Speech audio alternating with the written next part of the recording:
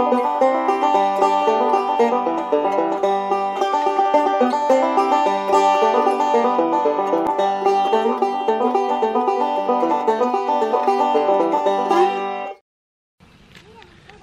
afternoon. Good evening. This month marks 1 year that we've been on our farm. Yeah, so we wanted to do a video about what we've learned in that year, what we would do maybe differently. Just some of our takeaways, I guess, really is what we kind of want to talk about. Number one is that we didn't really realize how much of a learning curve there is to having a farm. We've learned that there's a lot of variables, and you know, what we read in books might not necessarily apply, or the outcomes might be quite a bit different than what we expected. So our expectations were a little bit high, I think, on a lot of things. And so it's been a real it's just been a real big learning curve for us here. We thought we knew a lot about a little bit of stuff, and turns out that on some things we didn't know very much. Yeah. Which we're fine with, you know, we are able to admit that, and I think that it's been really a good challenge to us to learn the correct ways to do things, or learn different ways than maybe we thought we would have to do them. Yeah. We've had some successes and we've had some failures, and you know, and that we've been able to learn from both, I think. Yeah, agreed. And takeaway number two. Well, let's talk about some of our failures. Okay, maybe. yeah, okay. The first time we butchered chickens, we somehow got the feed schedule wrong or something, or maybe we butchered them too early or something, and they were really underweight. We thought they'd be a lot bigger. I didn't know, you know, ratios and things like that. I hadn't really read up as much as I thought I knew. Again, I just thought you put birds on pasture and you feed them and they grow. And so then doing more research, we learned, and it turned out better. The second time when we butchered them recently, it turned out a lot better. They were quite a bit bigger, and processing went more smoothly because we'd done it before, and we learned, you know, better ways of doing things.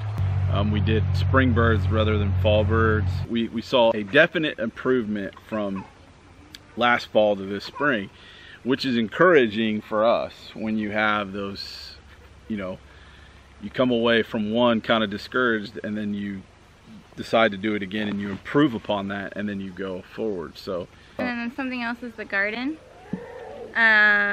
You know, my idea for the garden was just plant as much as we can, harvest as much as we can, but now we're starting to realize that, or I'm starting to realize that I should have spaced things out better. I should have organized things a little bit better, and I should have had a plan in place more for combating pests and different things like that. And we're getting a harvest now. We've been getting a lot of tomatoes and carrots and onions and things like that. But I think next year we will definitely do things a little differently in the garden. I don't think that we will be able to harvest as much for canning and freezing as I thought we would. But I'm okay with that because we're still learning, and that'll help us next year. My thought was let her learn, and but I think the knowledge base that we both have, like, is helpful, and we can feed off of one another. It's just, especially me having the right attitude and not being the subject matter expert all the time, and allowing her to have ideas and express those, and you know, listening to those and knowing that there's a different way. Just because it's different doesn't mean it's wrong. You know, so I think that's part of the learning curve for us is, you know, my endeavor in the garden with my 12-year-old hasn't turned out the greatest, just because I just have not devoted the amount of time I need to. Hey, don't throw dirt on him.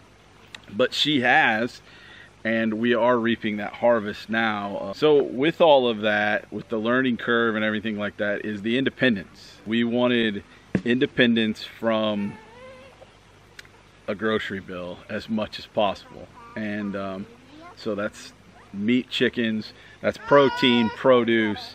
wild game, anything like that. And here we've been able to start, I guess, a foundation for that. But we're learning, and we have that independence now to grow our own food, and we are choosing to do that more and more now that we have that independence, that freedom. I think what we're learning is that independence doesn't just happen overnight. It's something that you kind of have to grow into. Yes. You know, sure. We certainly didn't move here with the expectation that we would cut off ties to everything else, to all the grocery stores and everything, but you know, we just wanted to try, and I think that attitude has really helped us this year, and I think that it'll just get better next year. It'll prepare us better for next year, and it'll just be a gradual change. It won't be, you know, 1 year, 2 years maybe even, that we are independent as we want to be. It'll just happen over time. Number 3 is something we've learned is resourcefulness, especially using what we have on hand in building chicken coops or garden beds, or I don't know, what else? Yeah, I mean, I think, you know, we're obviously on a budget, and we don't have the ability to go and just, you know, buy a chicken coop pre-made, or even buy all the materials to make a chicken coop. So that's a great example. We basically had done some demolition in our basement when we first moved in here, and I had a lot of materials, and then we also demoed a deck, and I held on to those materials, and then we in the process of putting in some of our sewer system, they clear cut or they pushed over a bunch of trees, and so we just utilized all of those that stuff. What some people would have just piled up and burned, we utilized that and turned that into our winter chicken coop. We already had the existing barn, and we just made a chicken coop on there, and it's worked out and housed our chickens all through the winter, and it's done a great job, and we were able to keep them on a deep bed most of the winter, and that was nice. And we're going to try some different things this year as far as wintering them, but we'll still utilize that coop all winter long. Number 4 is neighbors. How important neighbors are. When we moved to the country, we hit the lottery when it comes to that. For the most part, all of our neighbors leave us alone, which is not, that sounds really bad, but we, you know, but it's why we moved out here, to have privacy. And we always felt like we felt we were on a main, like right next to a main artery in the town we lived in before. We feel very comfortable with allowing our kids to just cross the dirt road and go run an errand for us with them, or go help them out if they need the help. I think building a relationship with neighbors is something that we didn't really do when we lived in town. We had neighbors that we never saw and never talked to, and I mean, whether that was our fault or their fault or just random happenstance, it's just what it was what it was. But here, you know, we're able to have a relationship with our neighbors, and even the ones that live quite a ways down the road, we have been able to talk to and build kind of a relationship with, and I think it's really nice.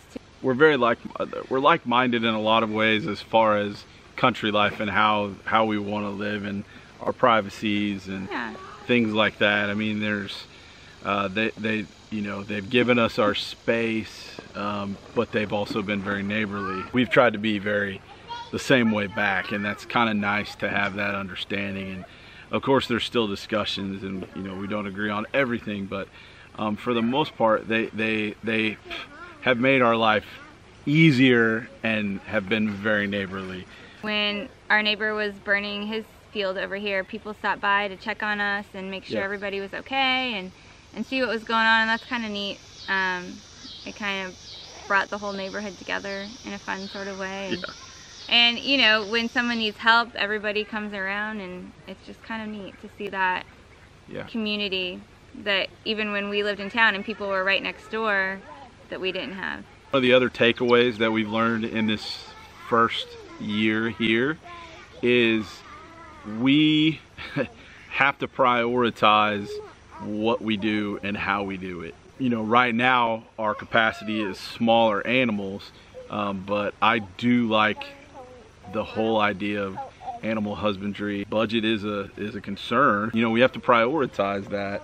What's needed as far as infrastructure and what's not needed as infrastructure. You know, we just need something that's practical, that works and serves the purpose we need it to serve.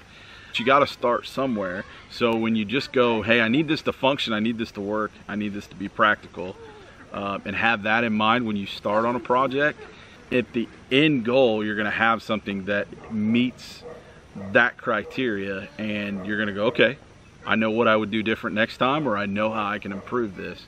Number 6 is dealing with the loss of animals. It's not something I really thought about when we first started, that, you know, if you have livestock, you'll have dead stock. That's what somebody told me, and that's so true. And animals are fragile, and, you know, I thought that it would be just so easy to raise chickens or whatever, and they pretty much take care of themselves, and all you gotta do is feed them, but there's so many variables there, and that's been kind of a learning thing for me too, is that you can't always control that, and it comes as a shock almost every time, but you know, it's just something that you have to deal with when you have a farm.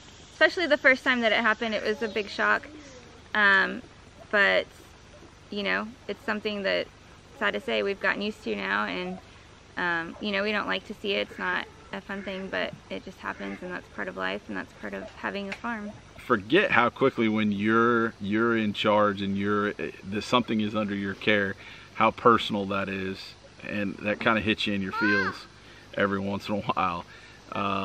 You know, the one that gets me is we did chicks this spring, and you know, you work so hard to keep these little fragile little puff balls alive, and then they get cold one night, they pile up, and there's nothing you can do. You know, by the time you find them, it's a done deal, and that's frustrating. It's disappointing, and but if you dwell on that and you don't, you know, you still got live chicks, and you got to figure out how to get them warmed up and keep from doing that, you know, when it's 0 degrees outside in March, you know, which we had this year. That's just something you got to get on and move and get over and move on from it and learn from, you know. So I think that's how we've kind of come to deal with it. Number 7 is learning to take advice from people who know better than us.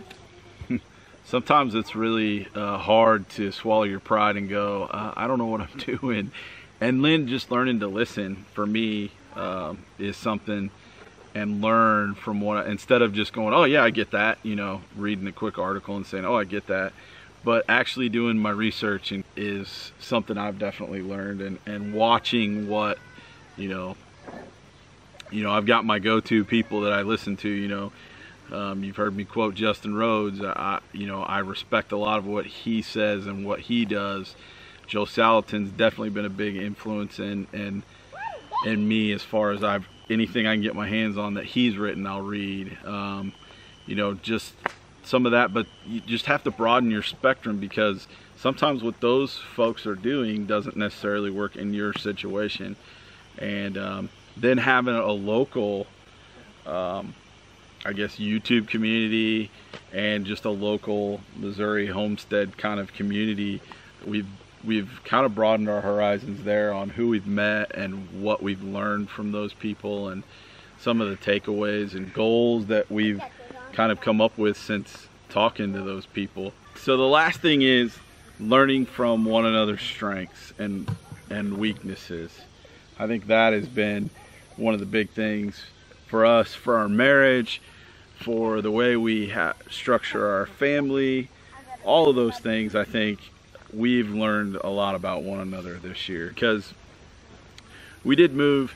We used to live 4 miles from my parents. We used to live a couple miles from a few of my brothers, and we lived a lot closer to Jesse's family too. And in the last year, we definitely haven't been as close as far as proximity to that support group. So we've kind of had to learn to rely on each other for a lot of different things. Yeah, and I think that's one of the things that we both definitely understand a little bit more after being here and learning how to run a much larger home and homestead than what we were used to is that you know, it's got to be a team effort. It can't be Jeremiah's in charge and everything else, you know, everybody just does what I say. That doesn't work. That you just learn that, you know, it's got to be a team effort. The kids have to pull their weight because there's a lot to do for even Jesse and myself at times, and the kids do a huge amount of help us out with chores. But that's how we want to teach our kids responsibility, and you know, they're learning, and that's a positive thing to see. And then again, me and Jesse are learning how to effectively work as a team, and not, again, it's not about, hey, sometimes she keeps me grounded, and sometimes you know, I'll say, hey, let's do it this way, let's try it a different way, and then just encouraging one another. Obviously, we've had to do that at times this year. So those are our, I think, 8 takeaways from 1 year here at ArrowRidge. It'd be great to hear what you've learned. Comment on if you have any ideas on anything we listed, and maybe some things that you've learned over the years of doing it. And again, I'm convinced that there's not always a right way to do things. There's just a different way to do things. For a lot of what we do in this community, there's a lot of different ideas, and you know, there's a lot of different ways to make things work, and we've learned that this year for sure. So yeah, so It's been a good year. It has. It's been a good year. Well, thanks for coming along with us tonight. We'll see you next time. We're out.